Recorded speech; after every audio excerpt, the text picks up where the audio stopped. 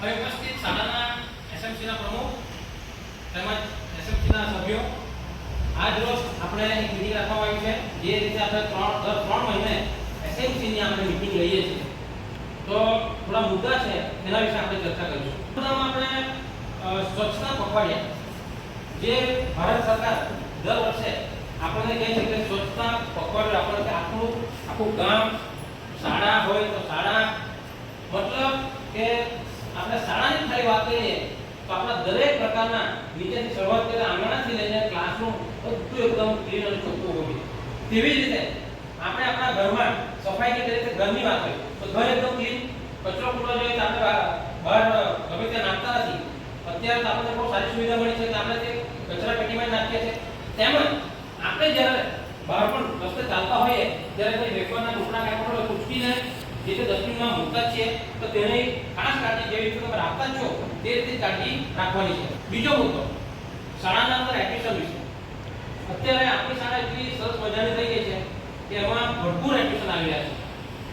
એક પણ વિદ્યાર્થી શાળાના અંદર એડમિશન વિના રહી ન જાય તેની કાળજી આપણે દરેકે લેવાની હોય છે. સમિતિના જે સભ્યો છે, તમે જોયું છે કે આપણે કોઈ પણ વિદ્યાર્થીને એડમિશન ન આપ્યું એવું બન્યું જ નથી. અત્યારે હાલ પણ ઘણા વિદ્યાર્થીઓ આવી રહ્યા છે તો તેને આપણે એડમિશન આપી રહ્યા. છતાં તમારા ઘરના આજુબાજુના અંદર જો કોઈ વિદ્યાર્થીઓ બાળક એવા હોય કે જે શાળાના અંદર હજુ સુધી પ્રવેશ મેળવ્યો ન હોય તો એમને એમના વાલીઓને સમજાવો અને આપણી શાળામાં લઈ આવો. આપણે એમને એડમિશન આપી દઈશું.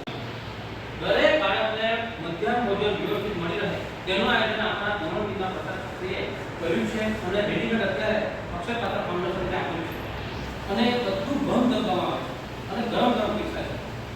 તમારી જે જિમ્મેદારી એ છે કે તમારે ખૂબ હેલ્પર પાસે જવાનું અને જોવાનું છે કે બાળકને કેવી રીતે લોકો પીરસે છે, કેવી રીતે ભોજન કરાવે છે. એ ભોજનના અંદર કંઈ કચરું, કાકરો કે કોઈ પણ અન્ય વસ્તુ પડેલું ન હોવું જોઈએ. એ તમામ જિમ્મેદારી આ તમારી લોકોની છે. તે ખાસ તમારે આપીને એકવાર મહિનામાં એકવાર અથવા અઠવાડિયામાં એકવાર અથવા 15 દિવસે એકવાર આવીને કોઈના હેલ્પર પાસે જવાનું છે અને જમવાનું છે.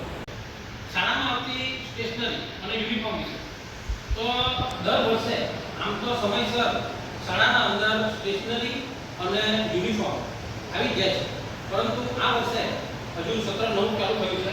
સ્ટેશનરી આવી ગઈ છે, પાઠ્યપુસ્તકો આવી ગયા છે. આપણે દરેક બાળકોને તે પાઠ્યપુસ્તક વેચી દીધા છે, સ્ટેશનરી આપી દીધી છે.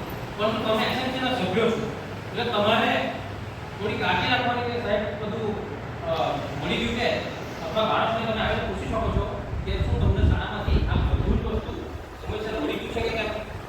પાંચમો મુદ્દો, આ વર્ષે નાસની એક્ઝામ આવી રહી છે જેમાં ધોરણ 6 ના વિદ્યાર્થીઓ છે અને રેન્ડમલી સિલેક્ટ કરવામાં આવે છે. 30 બાળકોને લેશે અને 30 બાળકોની જે એક્ઝામ છે તે દેવી તરફથી જે અધિકારી આવશે તે લેશે અને આ લિંકેજ ચકાસણી કરશે કે બાળકો કેટલા હોશિયાર છે. રમતા શીખવાના ક્લાસ શાળાના અંદર અત્યારે આપણા 11:30 થી 12:30 સુધી એક એક્સ્ટ્રા ક્લાસ ચાલુ છે રમતા, જેમાં બાળકોને ખૂબ સારી રીતે પ્રવૃત્તિ કરાવીને એમને અભ્યાસ કરાવવામાં આવી રહ્યા છે. તો તમને જે સમય મળે તે સમય કોઈ વાર તમારે થોડી વિઝિટ મારી એ ક્લાસના અંદર મુલાકાત લેવાની છે અને જોવાનું કે વિદ્યાર્થીઓ કેવી રીતે અભ્યાસ કરે છે. શાળાના અંદર શિસ્ત સૌથી જરૂરી જો કોઈ બાબત હોય તો આપણા જીવનના અંદર શિસ્ત છે. જો આપણા જીવનમાં શિસ્ત ન આવે તો એ આખું જીવન આપણું વિખરાઈ જાય છે. એવી જ રીતે શાળાના અંદર જો શિસ્ત ન હોય તો વાતાવરણ ખરાબ થઈ જાય છે. હાલમાં તમે જોયું છે શાળાના અંદર કેટલું સારું શિસ્ત ચાલી રહ્યું છે. દરેક બાળકો વ્યવસ્થિત આવે છે, વ્યવસ્થિત મસ્તી કરવા વગર ક્લાસના અંદર હોય છે અને વ્યવસ્થિત જાય છે. છતાં તમને એવું લાગતું હોય કે કોઈ બાળક બહાર આમ તેમ ભટકતું મૂકતું હોય તો સીધો મારો કોન્ટેક્ટ કરવાનો અથવા એમને અહીં લઈ આવવું. શાળામાં તમે જ્યારે આવો છો, તમે એસએમસીના સભ્યો છો એટલા માટે કહું છું, તમે શાળામાં આવો છો ત્યારે તમારે અશિસ્ત જોવું કોઈ દેખાય તો તમારે તેમને બાળકને પાલન કરાવવાનું.